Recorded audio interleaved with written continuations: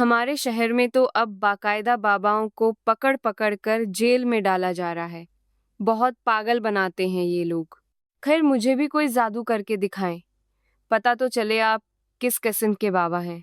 कहीं बेचारे मासूम लोगों को पागल तो नहीं बना रहे। अपनी आदत के मुताबिक वह साफगोई से पूछने लगी। मामून ने अपना सर झुकाकर अपनी मुस्कुराहट अपने लबों तले छुपाई। क्या मैं आपको कोई जादूगर लगता हूँ? मिस, मैं किसी को क्यों पागल बनाऊंगा? मैं किसी को जबरदस्ती थोड़ी बुलाता हूँ। हाँ, मगर कुछ तो ऐसा करें। आप कहते हैं ना आप लोगों के पास सुपर पावर्स हैं, मतलब कि हाँ, कोई ताकत है। वो ताकत दिखाए ना फिर। दिल ने बच्चों की तरह फरमाइश की। मेरे ख्याल से मुझे चलना चाहिए। मामून को लगा वह बिला वजह अपना वक़्त ही जाया कर रहा है। क्यों डर गए ना आप? देखा, आप भी इन मासूम लोगों को पागल बना रहे हैं, जब ही तो भाग रहे हैं। दिल ने खुश होकर कहा। मामून ने हैरान होकर देखा। मैं आपसे डरूंगा? मामून ने शहादत वाली उंगली से अपने चौड़े सीने की तरफ इशारा किया।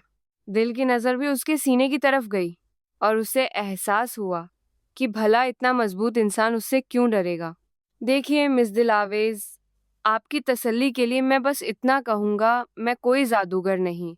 मैं बस अल्लाह के कलाम को उस यकीन से पढ़ता हूँ कि उसी में शिफा है। और जहां तक बात है ताकत की, तो अल्लाह ही ये ताकत नवाजता है। मुझ जैसे हकीर की क्या मजाल किसी का इलाज कर सकूं। बाकी आप मुझे पढ़ी लिखी लगती हैं। असली और नकली की पहचान आपको होनी चाहिए। मामून ने बहुत नरमी से उसे समझाया। ओह हाँ, I can understand English, so you can talk in English without any worry. Mamun ने जैसे याद आने पर उसे शर्मिंदा करना चाहा। दिल सारी बातें भुलाए मामून के मुंह से इतनी साफ इंग्लिश सुनकर हैरान हो गई। वह मुंह पर हाथ रखे अपनी हैरानी का इजहार कर रही थी। न जाने क्यों मामून को वह हद से ज्यादा मासूम लगी। अब पढ़े लिखे भी हैं? दिल ने हैरानी पर काबू करते हुए पूछा। जी, इसमें इतना हैरान मत हो। अब तो यहाँ बहुत से बच्चे पढ़ रहे हैं। पढ़ाई सिर्फ शहरों में नहीं होती। मामून को उसका हैरान होना बुरा लगा। नहीं, मेरा ये मतलब नहीं था। वो एक्चुअली खैर, अच्छा लगा जानकर कि आप एजुकेटेड हैं। दिल आवेज अब मामून से मुतासिर हुई। मामून ने हुंकारा भरा और दिल को देखने लगा, गोया पूछ रहा हो कि बात खत्म हो गई तो मैं जाऊं। मगर दिल आवेज को आंखों की बातें कहाँ समझ आती थीं। वैसे मुझे पता नहीं क्यों तजस्सुस सा हो रहा है कि आपके बारे में जानूं। आपने बुरा तो नहीं माना मेरी किसी बात का? मामून के पढ़े लिखे होने की वजह से दिल आवेज शायद उसकी इज्जत करने लगी। जी नहीं, मैं बुरा नहीं मानता। और जहां तक आपके तजस्सुस की बात है, तो मोहतरमा मैं भी आप ही की तरह का इंसान हूँ। एनीवेज, मेरे ख्याल से आपके सवाल खत्म हो गए हैं।